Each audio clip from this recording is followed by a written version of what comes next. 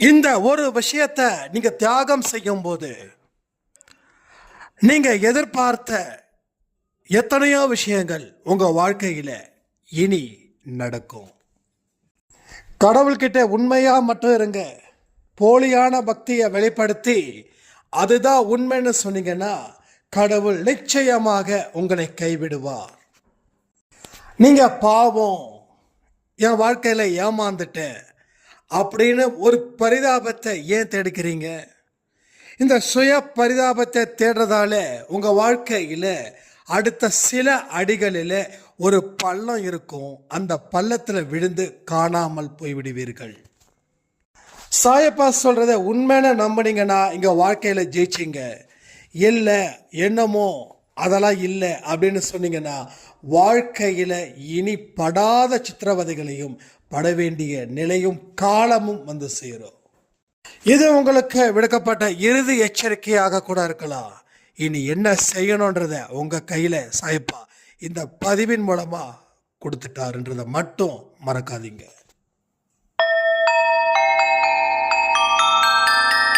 ஓம் சாயிரா சாயிரா, ஓம் சாயிரா சாயிரா, ஓம் சாயிரா சாயிரா, அன்பே சாயிரா, பேரன்பே சாயிரா, அகிலம் தளிக்க ஆத்மா விழிக்க அனுதினம் சாயிரா, எங்கள் அன்பே சாயிரா.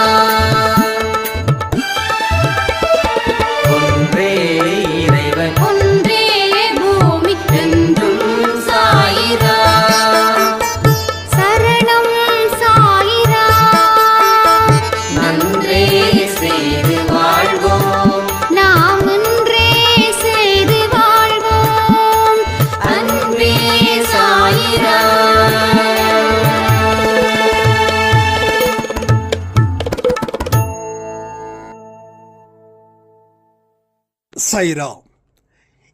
என் உயிரின் உயிரானவர்களே, தனிமையில இருக்கிறோம் அப்படின்னு சொல்லி வருத்தப்படாதீங்க. நீங்க உண்மையான மனிதர்களா இருக்கிறதால உங்களால சக மனிதர்கள் கிட்ட இல்ல உறவுகள் கிட்ட இல்ல நண்பர்கள் கிட்ட உங்களால நடிக்க முடியாது. சிலருக்கு மட்டும்தான் கடவுள் அந்த மாதிரியான நல்ல குணத்தை கொடுத்துருக்காங்க. எப்படி வந்தது தெரியுமா? கடவுளுடைய தொடர்பு தான் உங்களுக்கு வேணும் அப்படின்னு நீங்க ஒத்த காலில் நிற்கிறதால உங்களுக்கு அவர் அந்த மாதிரியான ஒரு சான்சஸை வழங்கியிருக்காங்க. அதனால தனிமையில் நான் அப்படி இருக்கிறேனே, நான் ரொம்ப கஷ்டப்படுறேன், யாரும் என்னை புரிஞ்சிக்கல, நோ. கண்ணுக்கு தெரியாத ஒரு உருவம் உங்க முன்னாடி இருக்குது. உங்களுக்கு தெரியல அப்படின்றதுக்காக அது இல்லைன்னு ஆயிடாது. எத்தனையோ பெரியவர்கள் முதியவர்கள் இங்க இருக்கீங்க.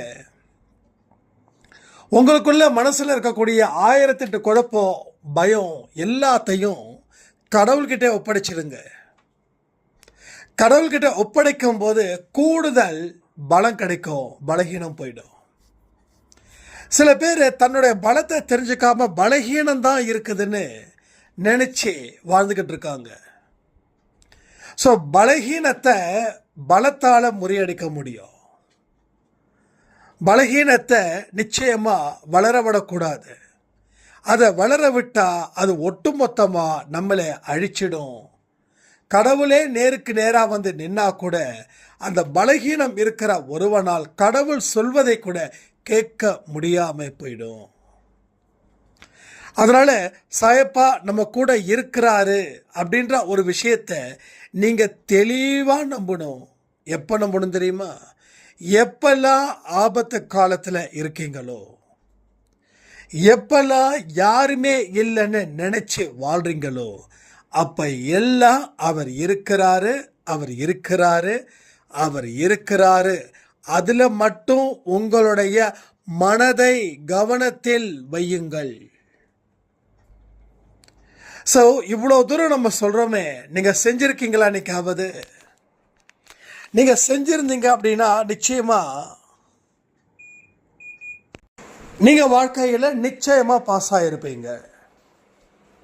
ஆனால் ஏற்றுக்கக்கூடிய பக்குவம் எங்கே பலருக்கு இல்லை.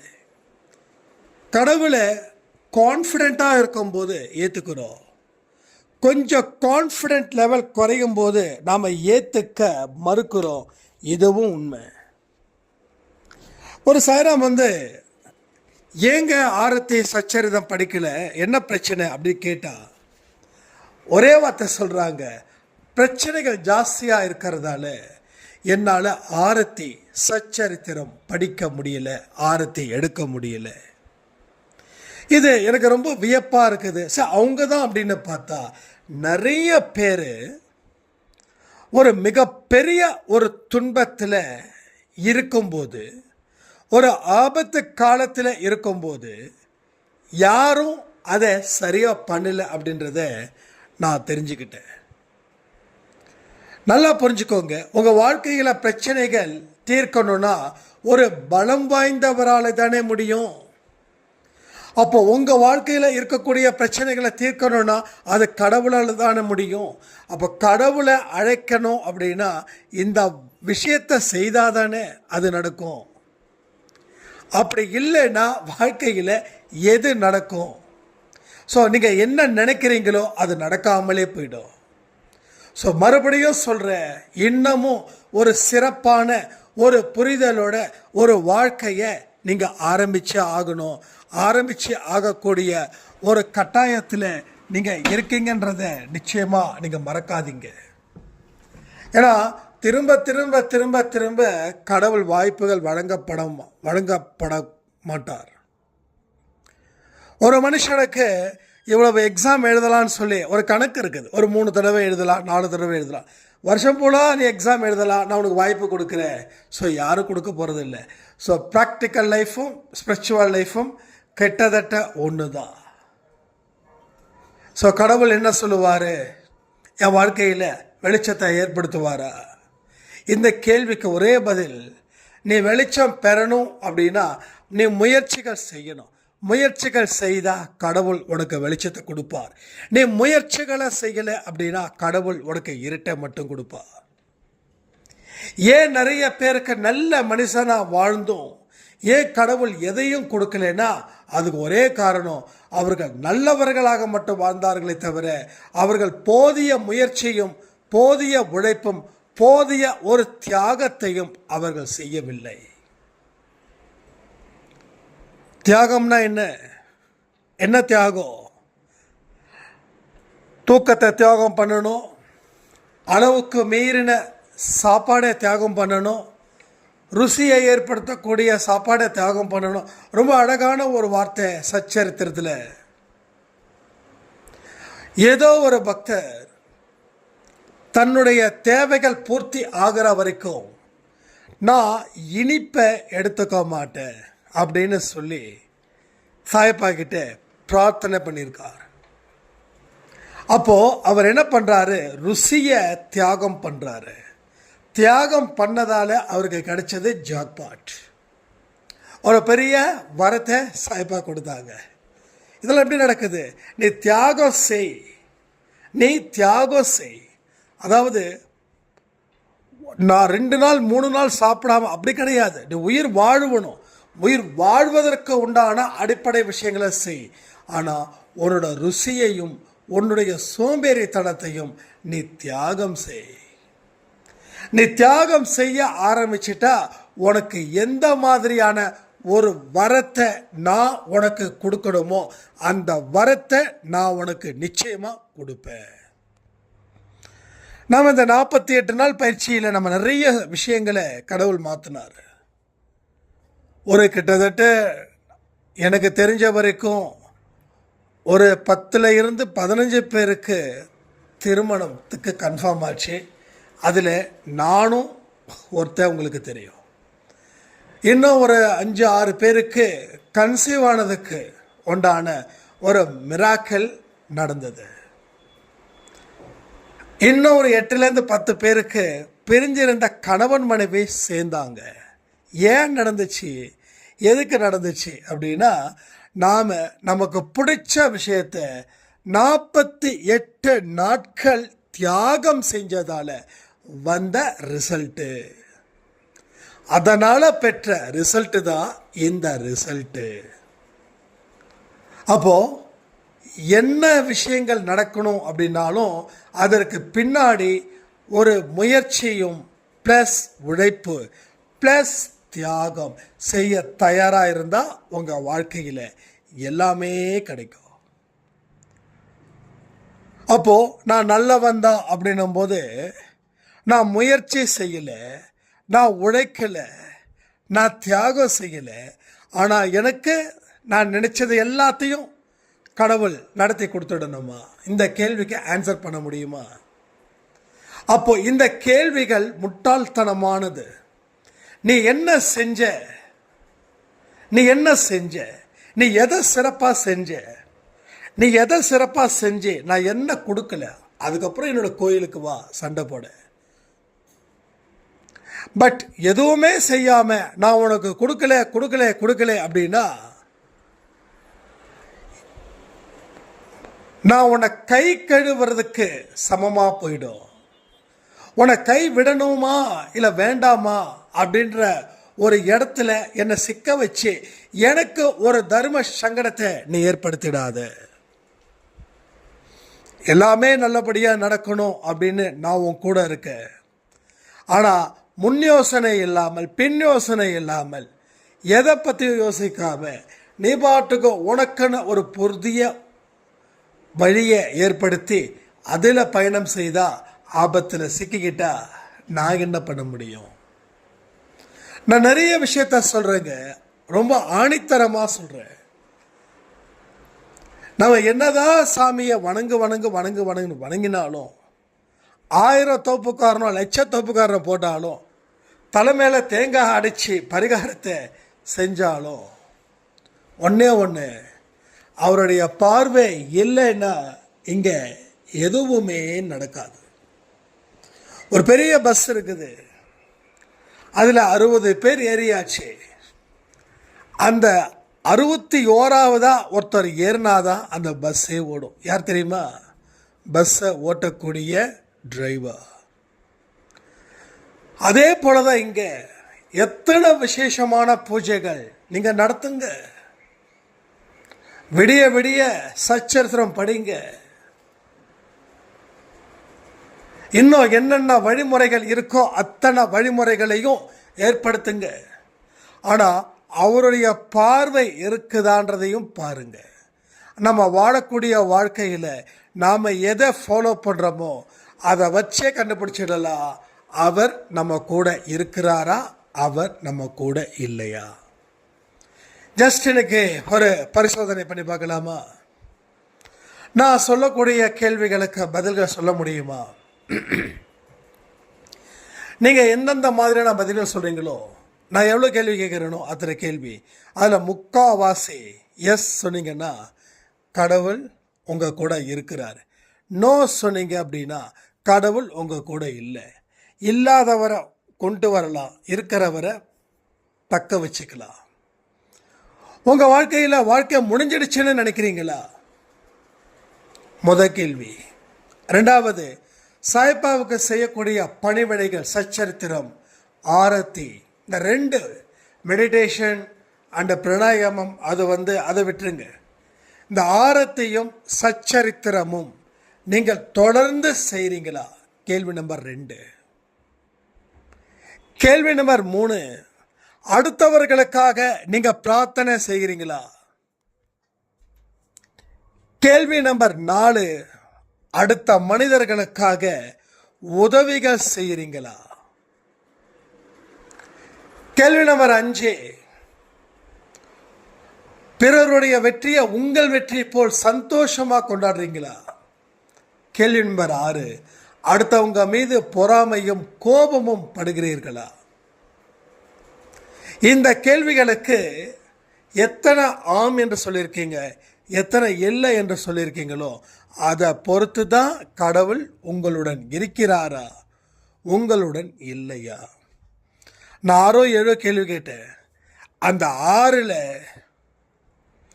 4 நீங்கள் சரி அப்படின்னு சொன்னீங்கன்னா கடவுள் உங்களுடன் இருக்கிறார். இல்லை அப்படின்னா கடவுள் உங்களுடன் இல்லை.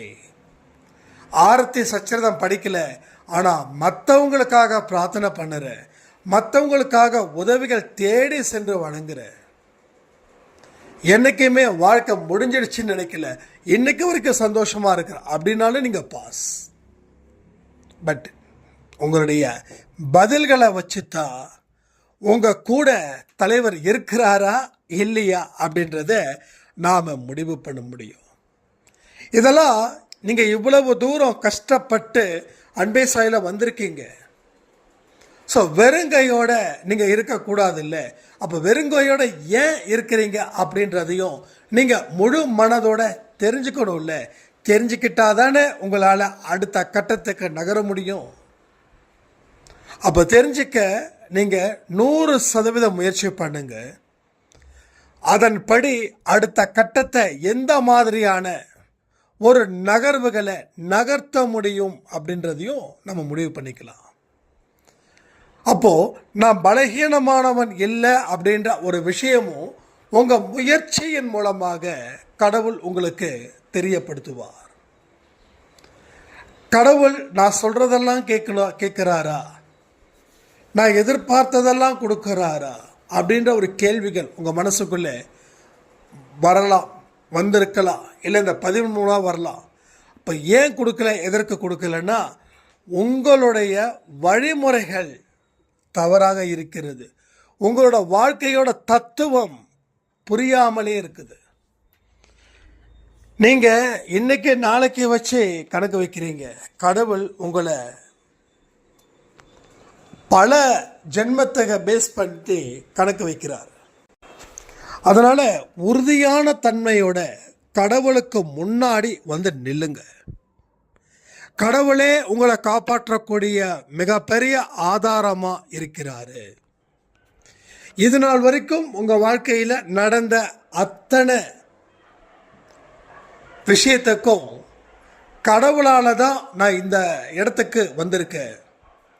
என்னுடைய இன்பத்தையும் அவர் அறிவார், எனது துன்பத்தையும் அவர் ஒருவரே அறிவார். என் மனசுல இருக்கக்கூடிய லட்ச கேள்விகளுக்கு அவரே பதிலளிப்பார்.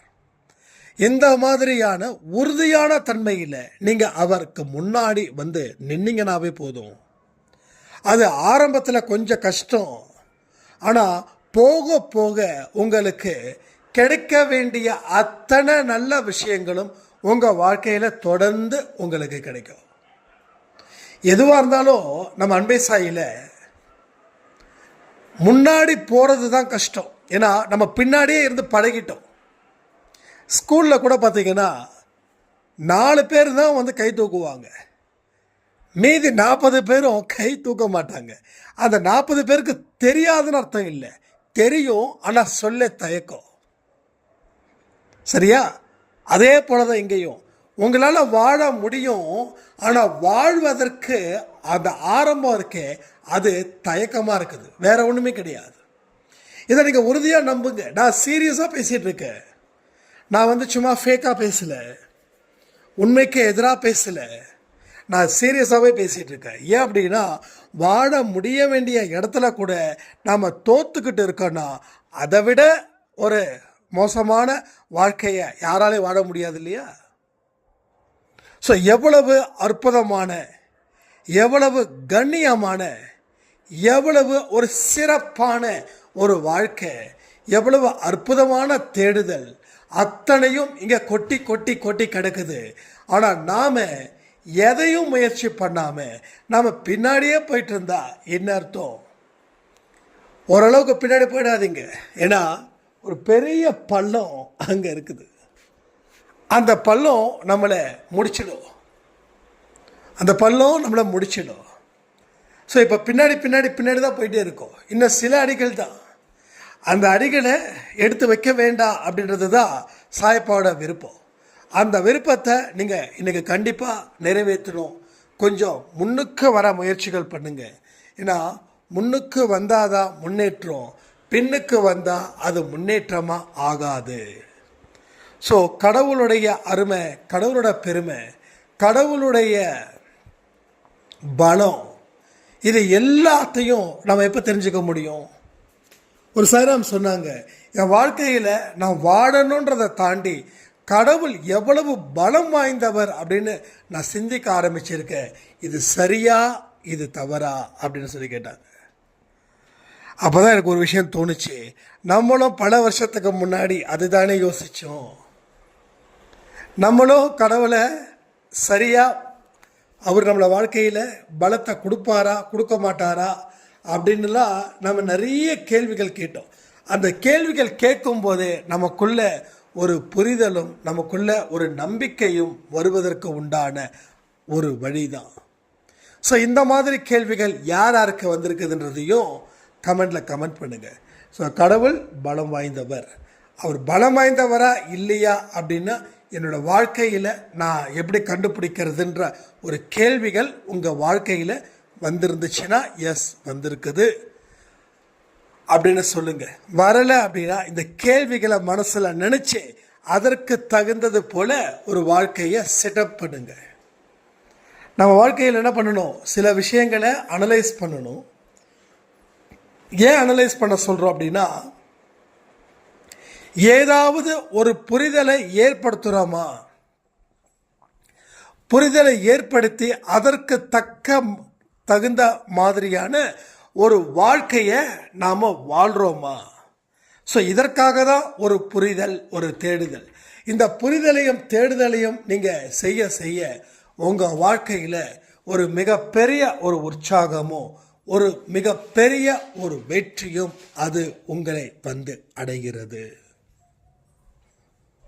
அப்போது இங்கே இருக்கக்கூடிய தனிமை இல்லை, வெற்றிக்கு உண்டான ஒரு முகாந்தரம்.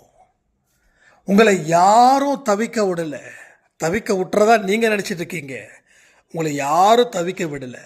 உங்களை என்ன பண்ணியிருக்காங்க, இந்த கூட்டத்தில் சேர்க்காம தனியாக விட்டதால் நாம் நினைக்கிறோம். அண்ணா கணக்கு அது இல்லை. அவங்க உங்களை கடவுள்கிட்ட விட்டுருக்காங்க. நீ தனியாக இருக்கும்போது தான் உன்னாலே நிறைய நிறைய நிறைய சிந்திக்க முடியும். நீ சிந்திச்சாதான் இன்னும் நீ பலமானவனாக இருப்ப. இதெல்லாம் கடவுளோட செட்டப். இதெல்லாம் கடவுளோட செட்டப் தான் அது. நான் நிறைய தனிமையில் இருக்கும்போது தான் நிறைய பலம் வாய்ந்த ஒவ்வொரு விஷயத்தையும் நான் உணர்ந்திருக்கிறேன். தனிமை எனக்கு ரொம்ப பிடிக்கும். தனிமையை நான் அளவுக்கு மீறி நேசிக்கிறேன். இது உண்மை. சில நேரத்தில் ரொம்ப சத்தமாக இருக்கிற மாதிரி இருக்கும். அந்த நேரத்தில் எனக்கு 1/2 to 1 hour தனியாக இருக்கணும்னு தோணும். ஏன்னா அந்த சத்தம் நான் இணைஞ்சிட்டேன் அப்படின்னா நான் நானாக இருக்க மாட்டேன். அந்த சத்தத்துக்குன்னு உண்டான ஒரு அர்த்தம் இருக்குமே, அந்த அர்த்தம் என்னை ஆட்டோமேட்டிக்காக வழி நடத்திட்டு போயிடும். ஸோ நாம் வழி நடத்தணும். நம்ம எண்ணங்கள் நம்மளை வழி நடத்துதுன்னா அந்த எண்ணங்கள் யார் மூலமாக வந்ததுன்றதை யோசிக்கணும்.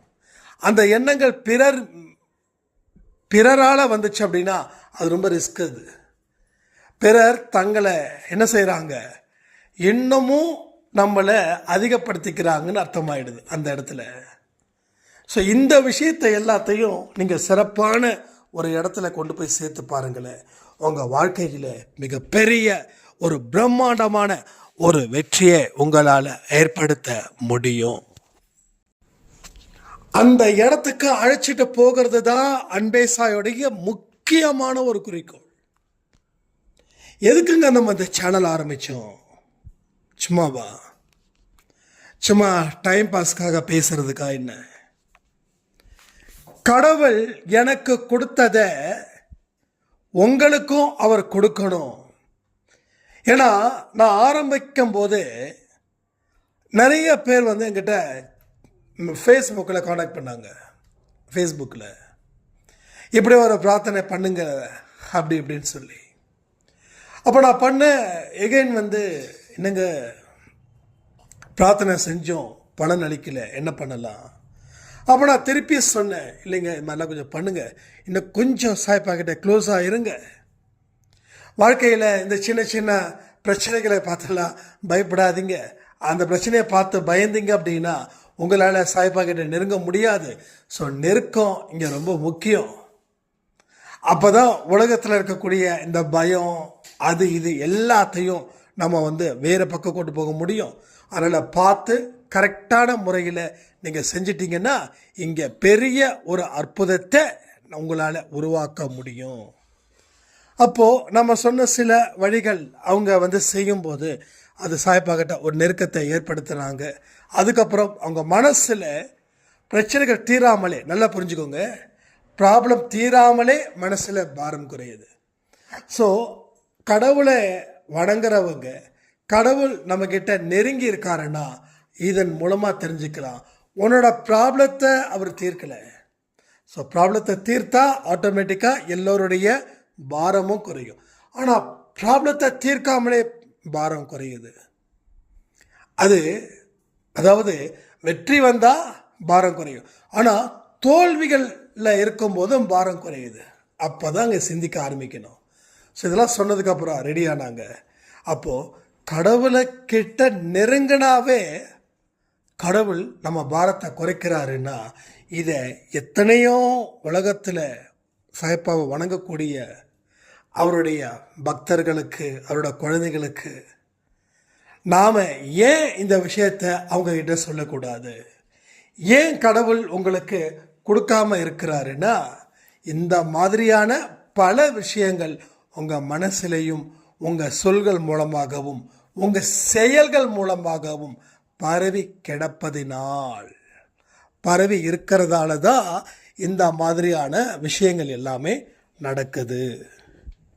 ஸோ அந்த ஒரு அர்த்தத்தின்படி தான் நாம் இந்த அன்பே சாயை நாம் ஆரம்பித்தோம். அதனால தான் இங்கே மறுபடியும் திரும்ப திரும்ப திரும்ப திரும்ப நீங்கள் கேட்கக்கூடிய கேள்விகள், அதனால் நான் ஃபீல் ஆகலை, நீங்கள் தப்பாக நினச்சிக்க வேண்டாம், நான் ஃபீல் ஆகலை. பட் நீங்கள் சரியான வழியில் போனாவே நீங்கள் கவலைப்படாமல் இருப்பீங்கன்றதுக்காக தான் இதை நான் சொல்லிக்கிட்டு இருக்கேன். நான் எப்பயும் நான் சொல்கிறேன் ஒரே விஷயந்தான், என்னுடைய வாழ்க்கையிலையும் உங்களுடைய வாழ்க்கையிலையும் கடவுள் ஒரு அற்புதத்தை செய்வார். என் வாழ்க்கையில் செஞ்சிட்டாரு, உங்கள் வாழ்க்கையில் செய்வார். எனக்கு தனிப்பட்ட முறையில் பிரார்த்தனை இல்லாததுக்கு காரணம் எனக்கு தேவையானதை அவர் கொடுத்துட்டார். நான் ஆரம்பத்தில் என் கடனை அடைக்கணும் அப்படின்னு தான் சொல்லி கேட்டேன்.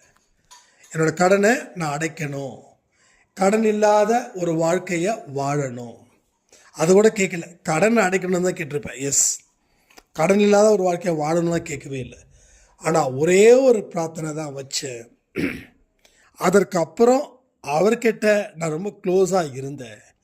அதனால் என் வாழ்க்கையில் மேலும் மேலும் நல்ல நல்ல விஷயத்தை எனக்கு இந்த நிமிடம் வரைக்கும் கொடுத்துக்கிட்டு இருக்காரு. இங்கே தோல்விகளும் நடக்குது, அது கர்ம வினையினால நடக்குது. இங்கே அவமானமும் நடக்குது, நான் இல்லைன்னு சொல்லலை, அதுவும் கர்ம வினையினால நடக்குது. வருஷத்துக்கு ஒரு நிகழ்வுகள் கண்டிப்பாக ஒரு விஷயம் நடக்கும். அது எதாவது கூட இருக்கலாம். போன வருஷமும் ஒரு சில பிரச்சனைகள் நடந்தது, அதுக்கு முந்தின வருஷமும் சில பிரச்சனைகள் நடந்தது. அது இந்த கர்ம வினைன்னு ஒன்று இருக்குதுப்பா, அதுக்காக நான் நடத்தி காட்டணும். அதனால் அது நீ பெருசாக கண்டுக்காத, அது வந்த வழியில் போயிடும். ஒரு பேருக்காக நான் அடிக்கிற மாதிரி அடிப்பேன், நீ வலிக்கிற மாதிரி அழுதுரு, அவ்வளோதான். அந்த மாதிரி ஒரு கான்செப்டில் தான் இங்கே அவர் எனக்கு அந்த வருஷத்துக்கு ஒரு பிரச்சனையை கொடுக்குறார். அதே போல் தான் உங்களுக்கும் எல்லாத்துக்கும் ஒன்று தான். என்ன, எனக்கு வருஷத்துக்கு ஒரு தடவை கொடுக்கலாம், உங்களுக்கு 2 வருஷத்துக்கு ஒரு தடவை கொடுக்கலாம், இல்லை 3 வருஷத்துக்கு ஒரு தடவை கொடுக்கலாம். பட் என்னைக்காக இருந்தாலும் துன்பங்கள் நாம் சாகிற வரைக்கும் இருந்துக்கிட்டு தான் இருக்கும். துன்பங்கள் இல்லாத ஒரு வாழ்க்கையை கொடுன்னு கேட்கவே கேட்காதீங்க. அது கேட்கறதால எந்த இடத்துலையும் அவர் கொடுக்க போகிறது இல்லை. ஸோ துன்பங்கள் வரும், ஆனால் அந்த துன்பங்கள் வருவது போல் வரும், தாக்குறது போல் தாக்கும். உங்கள் கண்களில் இருந்து கண்ணீர் வர்றது போல இருக்கும். ஆனால் வந்த அடுத்த நிமிஷமே அந்த கண்ணீரில் உங்களோட கண்களில் இருக்கக்கூடிய கண்ணீர் ஸ்டாப் ஆகிடும். ஸோ இதுதான் எப்பயுமே நடக்கும்னு சொல்லி இந்த பதிவை நான் முடிக்கிறேன். ஜெய் சாய்ராம். ஓம் சாயிரா சாயிரா, ஓம் சாயிரா சாயிரா.